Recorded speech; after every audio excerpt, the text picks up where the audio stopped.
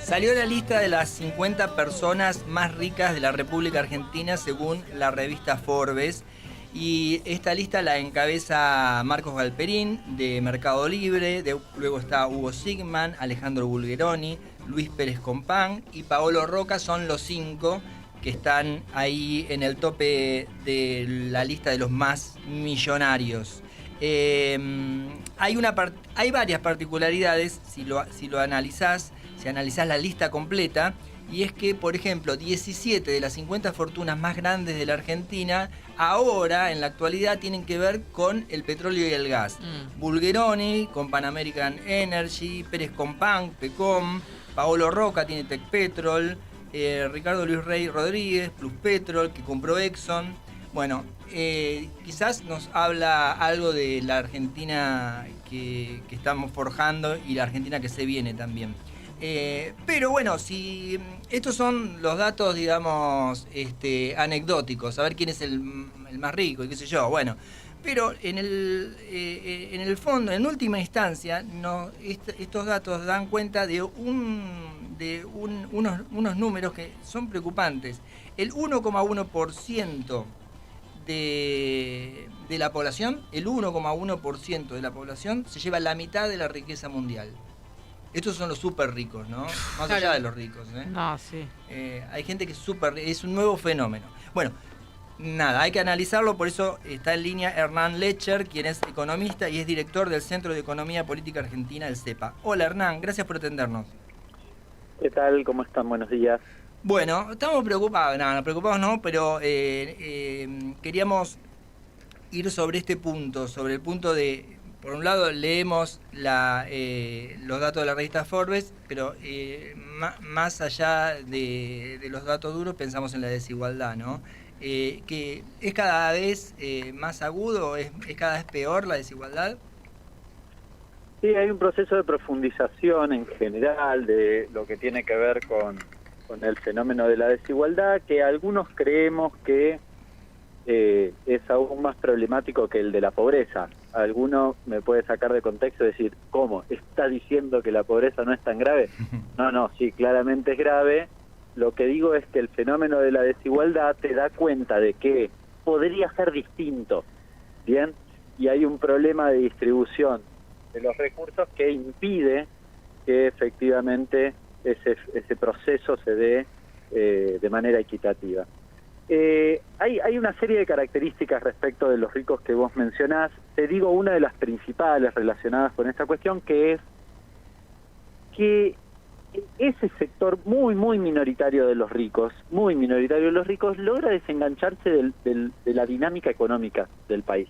Esto es muy importante, porque pasó en la pandemia, puede haberte pasado si analizamos los números del año 2024 en la Argentina. Son sectores que les va bien cuando a la Argentina tal vez no le va bien. Es decir,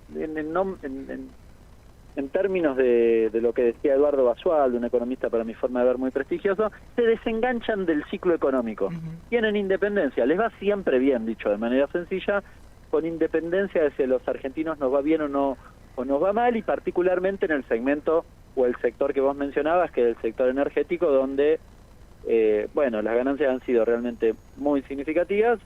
Y los argentinos, por ejemplo, en este momento pagamos la nafta como si ni siquiera produjéramos en nuestro país, ¿no? Claro. ¿Y por qué razón logran desengancharse de la economía real estas 50 personas, ponele, o estas pocas personas? Porque el poder que les da su estructura económica les permite privilegios en general en términos de política económica. Por ejemplo, vuelvo al ejemplo de recién.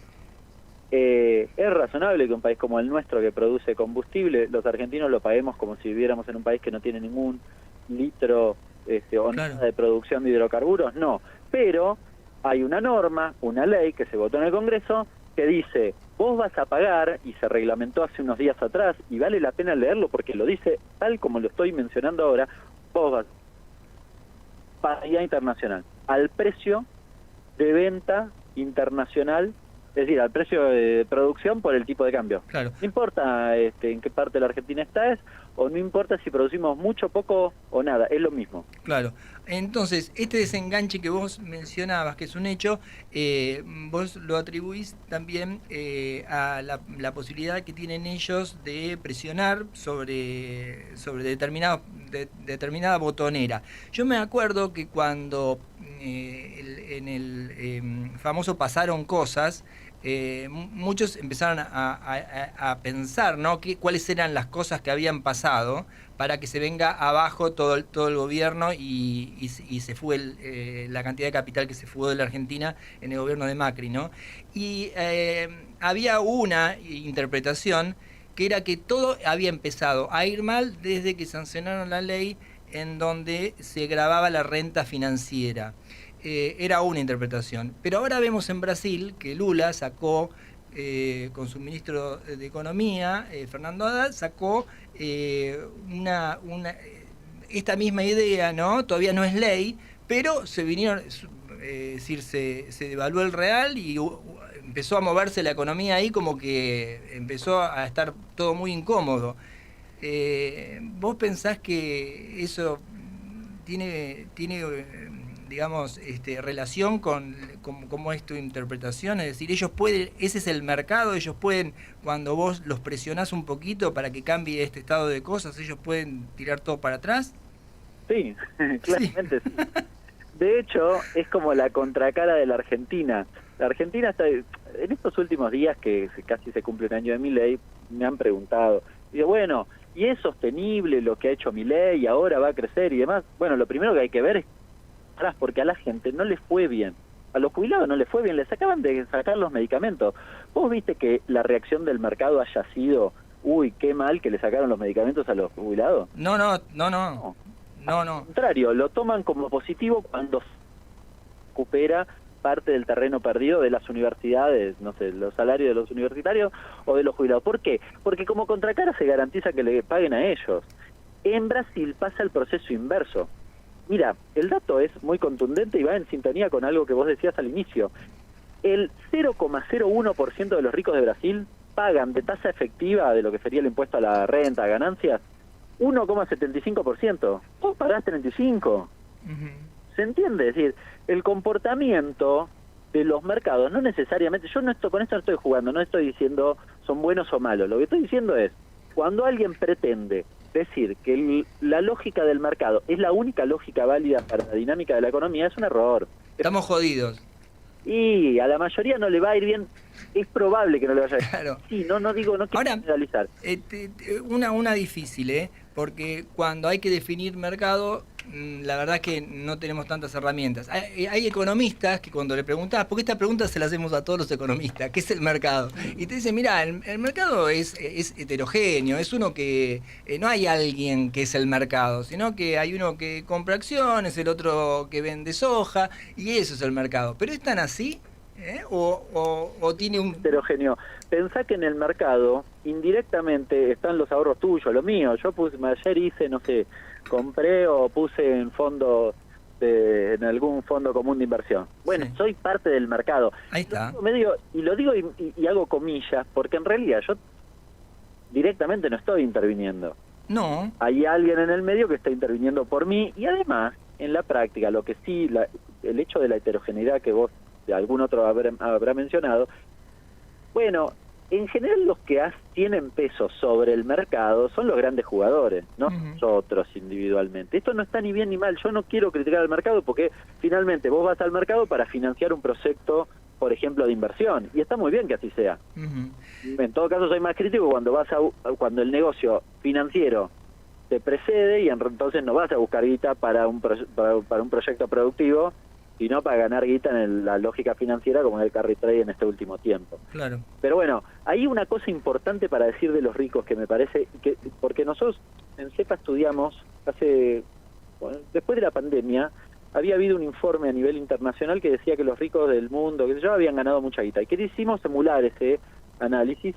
Acá fue mucho más difícil porque en general no hay información. ¿Sabés que no hay estudios de riqueza en general, cuantitativos? Hay muchos de pobreza, pero de riqueza no hay.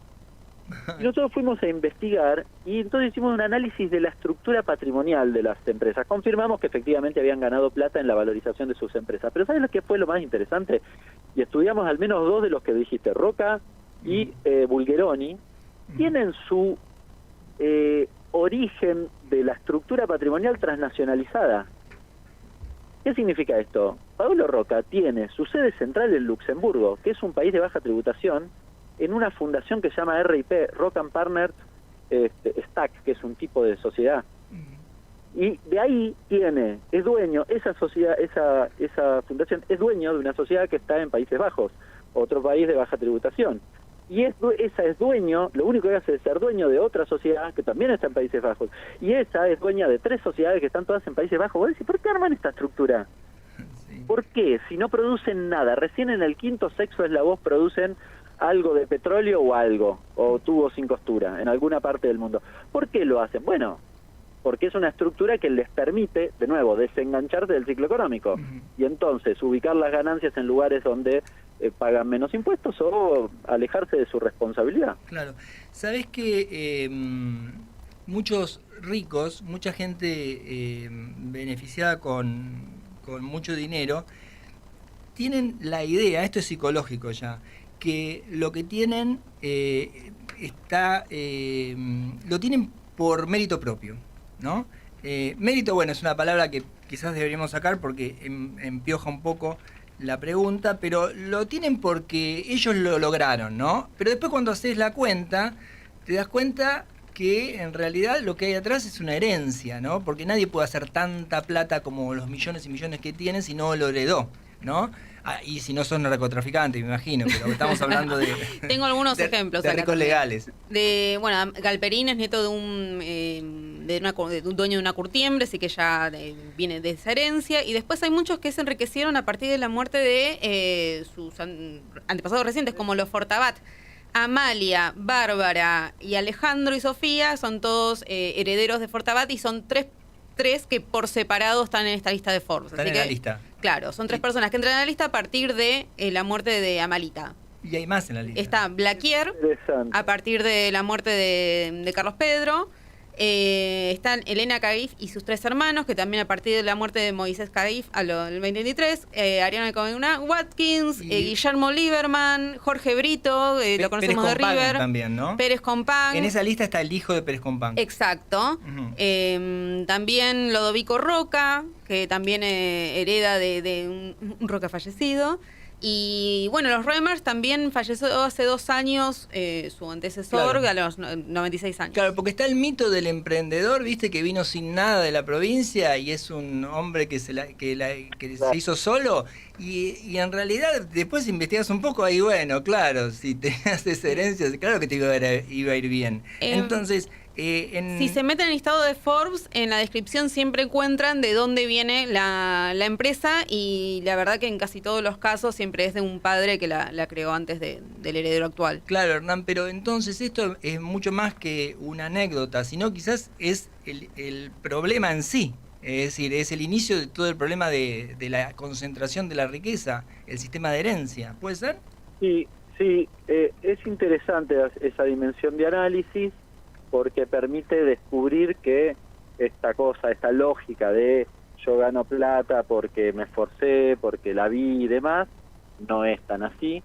Yo agregaría una segunda dimensión. La mayoría de esos empresarios, en algún momento, quizás no los más actuales, pero los originarios, en algún momento ganaron plata, por ejemplo, con la patria contratista, es decir, con algún privilegio vinculado al Estado, o algún beneficio de tipo monopólico y demás. En general, cuando analizás la historia de los ricos, encontrás esas variables, o una herencia muy significativa, o algún tipo de beneficio de términos fiscales. Bueno, Galperín ha crecido y mucho porque está incluido en la ley del conocimiento, cuando es bastante border la cuestión de la ley del conocimiento encuadrada en su actividad, porque básicamente se dedica al retail, o al menos se supone que es eso, y es más, y se dedica hoy a la intermediación financiera sin los esfuerzos que significan cumplir con las normas del Banco Central, porque no regulan este tipo de operaciones. Así que, digamos, ha crecido mucho pagando poco, a diferencia de otros, ¿no? Claro. Hernán, fue un gusto hablar con vos. Te agradecemos mucho el tiempo que nos dedicaste. Abrazo grande para ustedes. Ahí está, era Hernán Letcher, quien es economista, es director del Centro de Economía